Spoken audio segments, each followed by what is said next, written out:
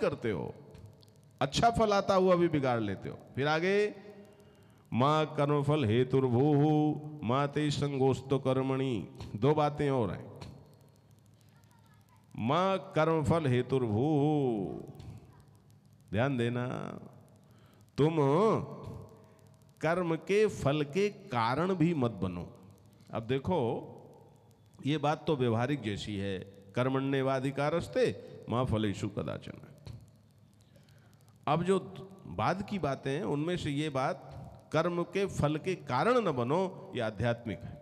कैसे कि देखो, अभी अभी मैंने तुमसे आज के प्रवचन में ही कहा था कि कर्म बांधता है, और तुम में से कोई बंधना चाहता है क्या? बोलो भाई, कोई नहीं। और याद रखो, जन्म जन्मांतर की प्यास है जीव की मुक्त होने की, आजाद होने की, और केवल ये मनुष्य का शरीर है जिससे तुम आजाद हो सकते हो। केवल यही शरीर है। चूक जाओ तो चूक जाओ, कर्म बांधता है।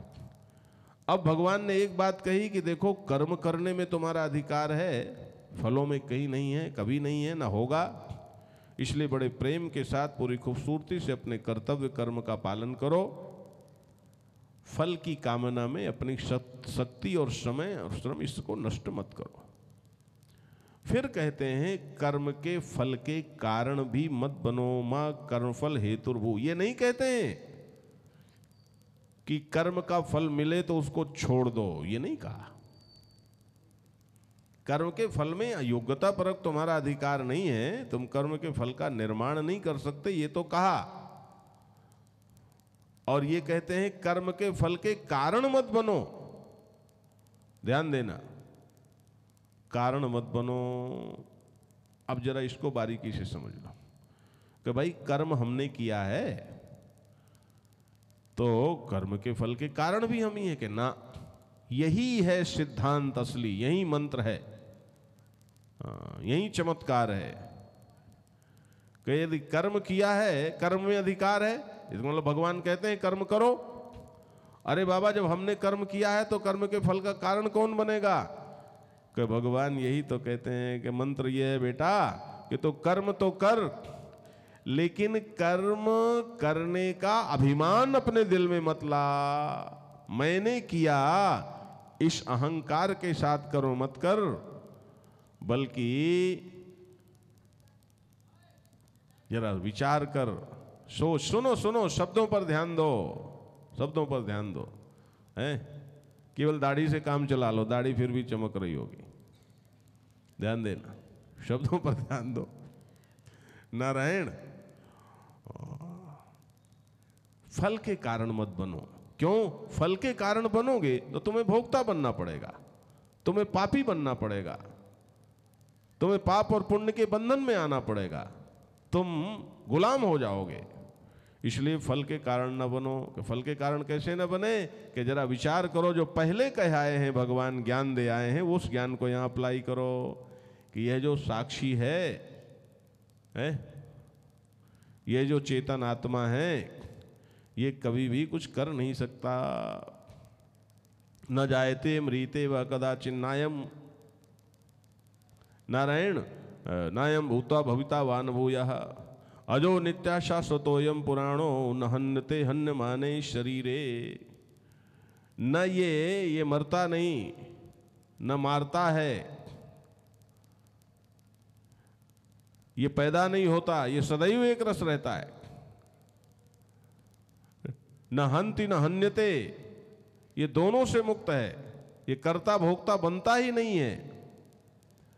इसलिए नारायण भगवान कहते हैं कि अर्जुन, कर्म के फल के कारण न बनने का एक ही रास्ता है कि तुम उस ज्ञान को जो तुम्हें पहले दे आया हूं उसको यहां अप्लाई कर दो। कि उसको कैसे अप्लाई कर दें?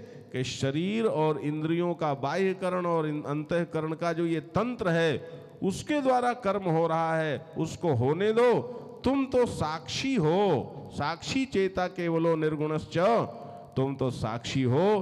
तुम्हारे प्रकाश में अंतःकरण और अंतःकरण के प्रकाश में इंद्रियां ये काम कर रही हैं, तुम तो केवल प्रकाशक मात्र हो। उसी ज्ञान में जागे रहो, तो कर्म खूब करोगे, बड़े से बड़ा कर्म करोगे, लेकिन कर्म के फल का कारण नहीं बनोगे और कर्म के बंधन से भी बचे रहोगे, सब करने के बाद भी आजाद। ये फिलॉसफी है, ये भगवान की मौलिकता है। लोग इसको भी छोड़ देते हैं। मां कर्मफल हेतुर्भू, कर्म के फल के कारण नहीं बनना, नहीं बंधोगे। और फिर आगे क्या, अच्छा 3 बातें हो गई कि कई कहते हैं अच्छा चल यार यदि ऐसी बात है तो कर्म क्यों ना करो, हैं?